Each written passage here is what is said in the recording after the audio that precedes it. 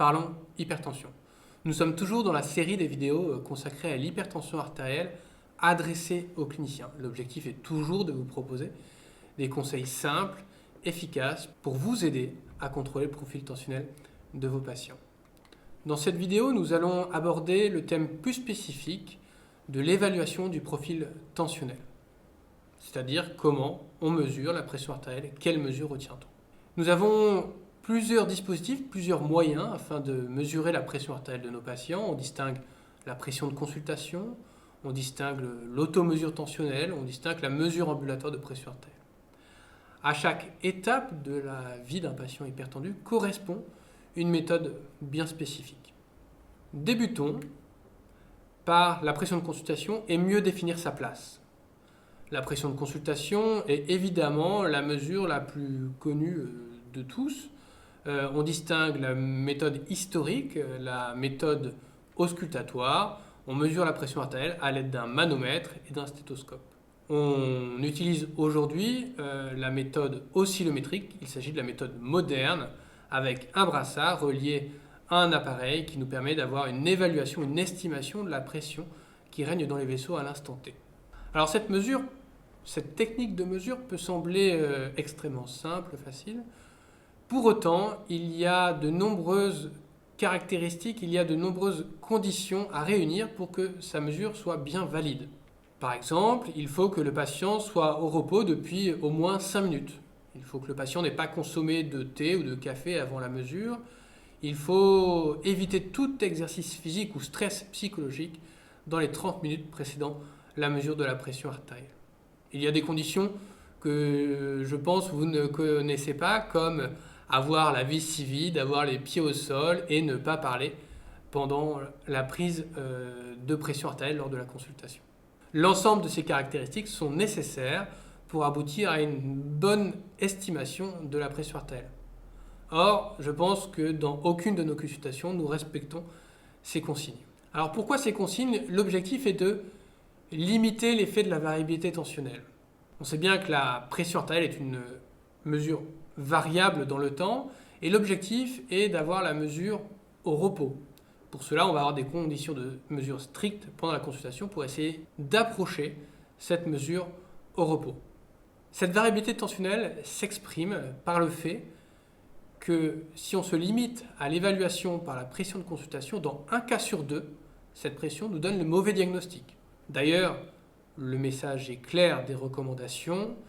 La pression de consultation reste à utiliser pour le dépistage. Vous suspectez une hypertension artérielle en cas d'élévation des chiffres de pression lors de la consultation au-delà de 130-80 mm de mercure. Et puis, il va falloir confirmer ce diagnostic et pour ça, nous le verrons juste après, vous avez la mesure ambulatoire de pression artérielle ou à défaut, les automesures tensionnelles. Cette mesure de consultation a tout de même de nombreux avantages. Ça reste une mesure accessible. Nous pouvons aujourd'hui faire de la mesure de pression de consultation à chaque consultation. C'est facile à réaliser à condition tout de même de respecter les conditions théoriques de mesure.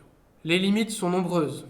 En premier lieu, cette pression de consultation s'expose à la variabilité de la pression artérielle et donc limite sa performance diagnostique. Cette mesure de pression a aussi une mauvaise valeur pronostique. Ainsi, une fois que l'hypertension artérielle est suspectée lors d'une mesure de pression de consultation, il va falloir passer à l'étape suivante, celle de confirmer le diagnostic. Et pour cela, rien de mieux que le gold standard, la mesure ambulatoire de pression artérielle. Il s'agit d'un dispositif que le patient va porter pendant 24 heures et qui va nous permettre de faire des mesures approximativement tous les quarts d'heure. Nous allons donc collecter un nombre assez conséquent, plus de 60 mesures sur les 24 heures. Nous allons moyenner ces mesures et nous allons avoir une mesure moyenne sur les 24 heures, une mesure moyenne diurne et une mesure moyenne nocturne. Vous voyez ici l'exemple même de l'intérêt de la mesure ambulatoire de pression artérielle. Lors de la pose de l'appareil, la patiente présente des chiffres de tension très élevés, faisant suspecter à juste titre une hypertension artérielle. Il s'avère que dès sa sortie de l'hôpital, la patiente présente une normalisation de ses chiffres de pression artérielle et in fine aboutissant à une pression sur la 24 heures normale. Vous avez là l'exemple d'une hypertension artérielle blouse blanche, c'est-à-dire une tension élevée lors de la consultation, mais une tension normale sur les 24 heures. Sans la réalisation de cette mesure ambulatoire de pression artérielle, nous ne pouvons réaliser le diagnostic. La mesure ambulatoire de pression artérielle a des avantages certains. Cela apporte la meilleure valeur diagnostique, cela apporte la meilleure valeur pronostique.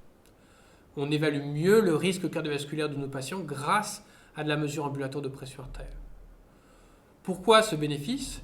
Car il s'agit de la meilleure méthode pour évaluer la pression nocturne. Cette pression, la nuit, la pression où on est au repos, reflète mieux le risque cardiovasculaire de nos patients. Alors il y a de nombreuses limites à cette mesure ambulatoire de pression artérielle. La première est qu'aujourd'hui, cette technique n'est pas revalorisée par l'assurance maladie. Il y a aussi des problèmes de tolérance. Certains patients ne peuvent pas tolérer cet appareil. Enfin, malheureusement, il y a peu d'appareils à disposition.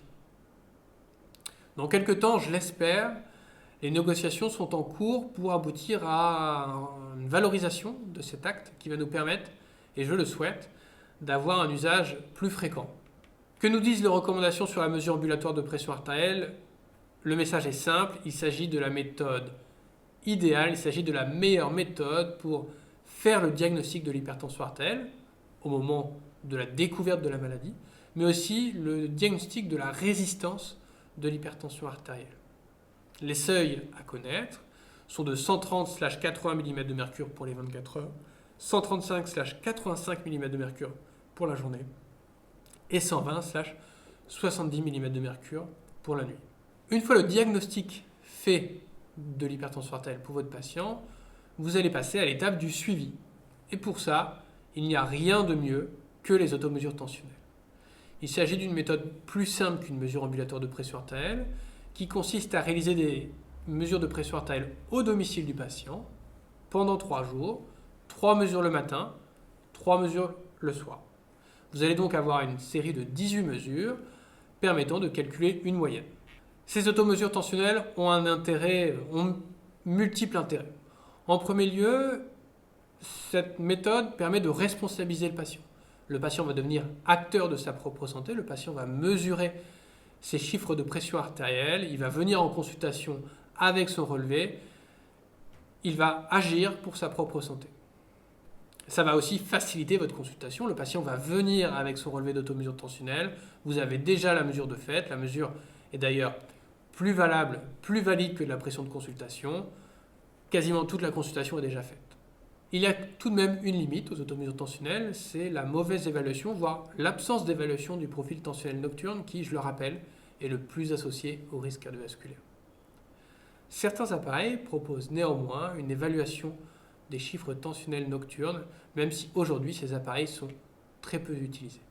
Les recommandations sont claires, l'automesure tensionnelle est indispensable pour le suivi du profil tensionnel des patients.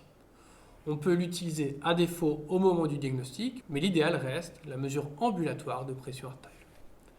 L'objectif est d'aboutir à une pression moyenne inférieure à 135/85 mm de mercure. À chaque étape de la vie d'un patient hypertendu correspond une méthode d'évaluation du profil tensionnel. Pour le dépistage, rien de mieux que la pression de consultation. Si vous voulez faire un diagnostic, utilisez la mesure ambulatoire de pression artérielle.